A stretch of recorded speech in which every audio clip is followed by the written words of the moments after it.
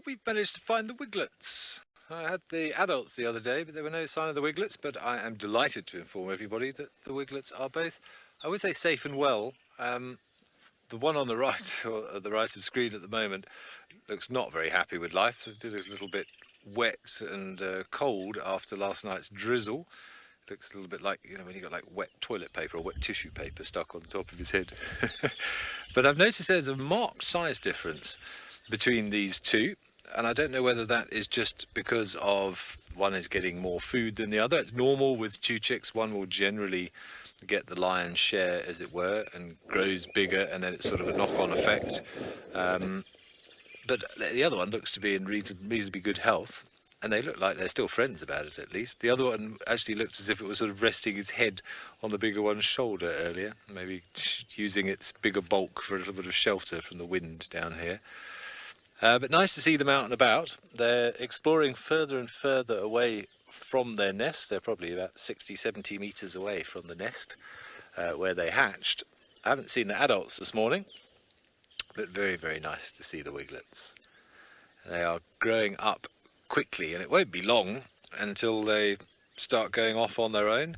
They normally stay close to the nest for about 2 months, 6 to 8 weeks perhaps. And then they'll have completely gone by about 4 months. So we'll have to see. I'm trying to work out how old they must be now. They must be closing in on 6 weeks or thereabouts. So they'll probably hang around a little bit longer, but I hope we get to see them sort of take their first flights, and of course wish them all the best as they go out into the big bad world. But beginning to look more like adults now, particularly the one on the left. You can see the definition around the face. Those facial discs are beginning to take shape now. Those ear tufts are definitely there. They look like little horns on a young antelope or something. But we're definitely seeing some changes.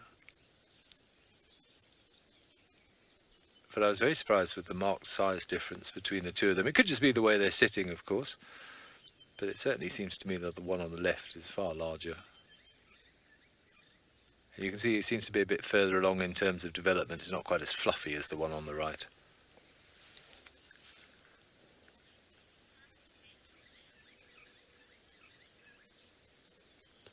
Of course, don't forget, of course, the incubation in owls.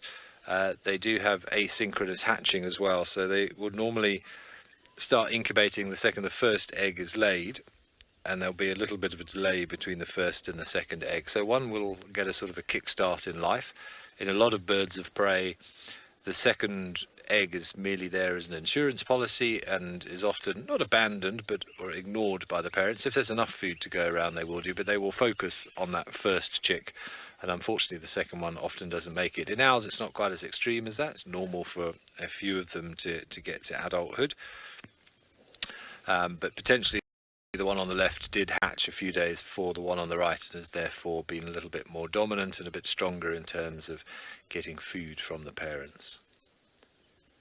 But don't forget, if you miss this safari or any of the other safaris or escaped natures, you are always able to catch up on our app. We do our highlights and our best bits, so please do, if you haven't already, download our app, and you never have to miss any of the storylines of these great characters that we have here in all of our different locations.